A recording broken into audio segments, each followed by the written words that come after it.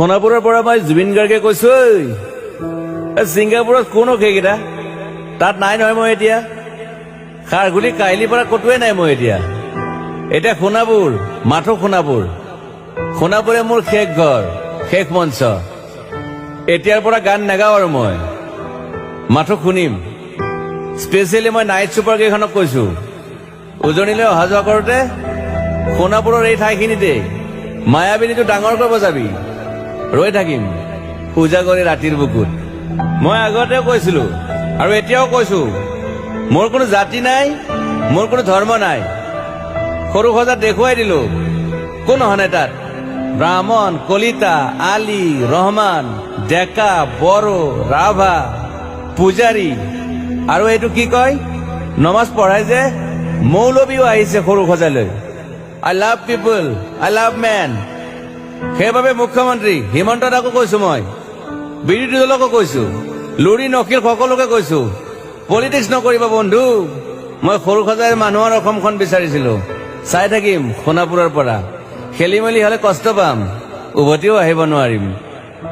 যোৰহাটৰ মানুহখিনিয়ে কষ্ট পাইছে বুলি শুনিছো। মোৰো যাবৰ মন আছিল। প্ৰিয় ঠাই, দেউতাৰ ঠাই। উপায় নাই, পলম হলে শৰীৰটো কষ্ট পায়। বাকী গৰিমা আৰু দেউতাই গুৱাহাটীতে থকাটো বিচাৰিলে। একো নাই, গুৱাহাটীলৈ আহিলে মাত দি যাব। সোণাপুৰতে থাকিম। আৰু এটা কথা, যোৰহাটত প্ৰতিমূৰ্তি এটা হ'ব বুলি শুনিছো। গুচি যাম কেতিয়াবা। ঘেণ্টাক আকৌ খাতিৰ নকৰো। মায়াবিনী ৰাতি ধুমুহাৰ সতে। মাজুলীবাসীয়ে দুখ নকৰিব দেই। মনত পৰিলে গাই দিব মাজুলীৰ এজনী ছোৱালী। নিমাতী ঘাটলৈ যাব নোৱাৰিম আৰু। একো নাই, মোক প্ৰতিটো বসন্ততে পাব অসমবাসীয়ে। শৰতত গাইছো, বহাগত গাইছো, ৰদত গাইছো, বৰষুণত গাইছো। দুখৰ গান, সুখৰ গান, শিশু, মুক্তি, মায়া, অনামিকা। মাথো নতুন গান গাব নোৱাৰিম। বন্ধ হৈ থাকিল চেলা সকলো। এতিয়াৰ পৰা আৰু শুনিম শেষ মঞ্চখনৰ পৰা। সোণাপুৰেৰে পাৰ হৈ গলে গাই যাব কেতিয়াবা ধুমুহাৰ সতে।